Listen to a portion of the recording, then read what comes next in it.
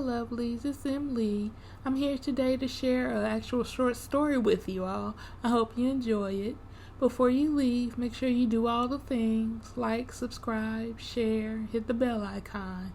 And thank you all for your continued support. Today's story will be called Beyond. There are many worlds within the world. Worlds that exist to those who know of them and who experience them every day. But what if one who didn't experience anything but one's own world wondered if there was even something beyond what one knew?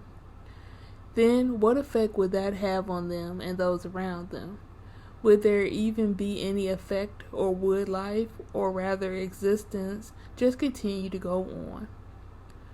From day to day, there is movement in the world that the one we call must came to expect on a day-to-day and even minute-by-minute basis. From time to time, the being known to Must and his kind as the Hand would come and take from his world his fellow people. Sometimes many at a time were taken, other times only a few were taken. Yet every time the Hand would be seen, there would be others of an unknown origin adjoined to the Hand. They were different and were believed to only exist outside of the world that Must and his kind knew. One day, as Must was around his own kind, the Hand appeared. It was not accompanied by any of the other beings. It was alone and empty. Just as it reached his kind, he, along with several more of his kind, were lifted out of the world he knew, and what he saw was truly shocking to behold. The movement seemed to become like a slow-motion event, and he was able to make out a lot of things he had never, of course, seen before or ever dreamed could be real. As Must looked around, he noticed that his world that he knew was just a small part of a greater picture. Must saw that there were two other worlds right next to his own that held the other beings that he and his kind had seen adjoined to the Hand from time to time. They were like his kind, yet they were different. Must is a small yellow-filled being, while the others that he saw were orange-filled beings called Duck, and there were also black-filled beings called Soy. Must was amazed to learn that there were more worlds similar to his own, and that his kind were not alone. As the Hand moved on, Must saw so much more that he couldn't even describe, or even start to know what the things he was seeing were called.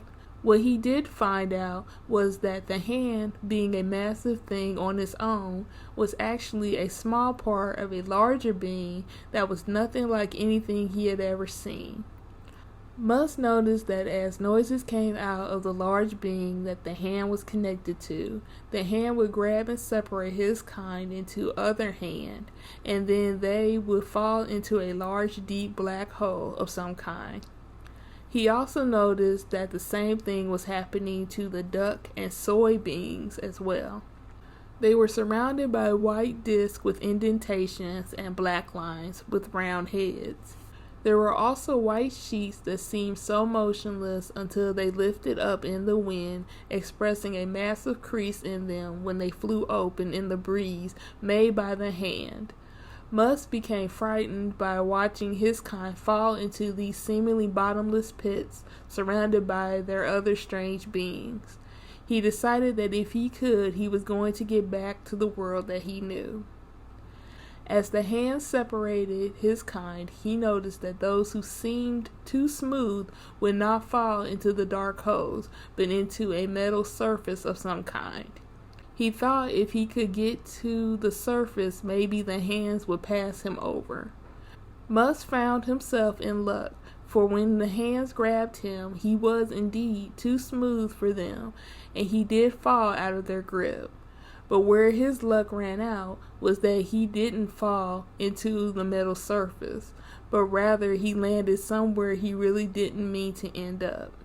Must found himself falling and falling until he landed with a thud on a surface that was not metal, but more shiny and white, with flecks of color embedded into it. Musk found himself falling and falling until he landed with a thud on a surface that was not metal, but more shiny and white with flecks of color embedded into it. As he looked up, he could see the being all over and truly how big it was. He could also see a strange world of dark corners and seemingly things that were lost or forgotten forever.